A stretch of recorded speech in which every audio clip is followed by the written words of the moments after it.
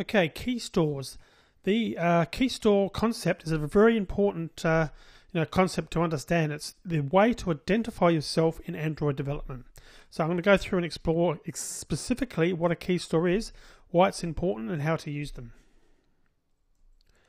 So firstly, it's a digital binary file that contains a set of private keys. Now you'll want to safeguard this file in a safe and secure place, and I'll outline why shortly. So it's used, Android requires that all apps be digitally signed with a certificate before they can be used.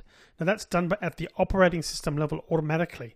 Now the certificate identifies the author of the app, and the app developer normally holds the certificate's private key. So that happens automatically when you deploy an APK file. We talked about an APK file in another video in this section, so refer to that if you haven't already watched it. They're automatically signed, and we'll go by the tools that we're going to be using, and I'm going to show you how that happens. But Android automatically checks for that digital signature at the install time. So that's when it's an important concept to understand. There's two versions here. There's an app can be signed in debug or release mode.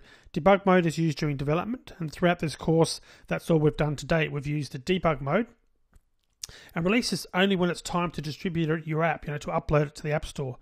The Android SDK generates debug mode certificates, and Eclipse is doing that for you automatically.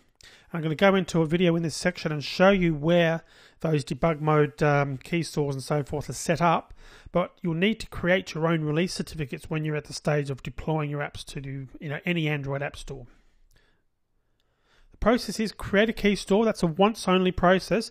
You then create a private key, you build your project, generate an APK file for distribution, and then you use your private key to sign your app and publish it to the Android App Store. Important note here, do not lose your distribution key store file. If you lose the key file of the key store after publishing an app, you can never update that app, since all updates must use the same key. So don't get caught out by this. So what will happen is if you've deployed an initial version of your app, uploaded it to, let's say, the Google Play Android store, if you've then lost that key store or just decide to use another one, when you publish the new version, well, firstly, more than likely it won't even be accepted by Google Play or any Android store. They'll probably come back and say the original version's key store is different to this one that you're using now.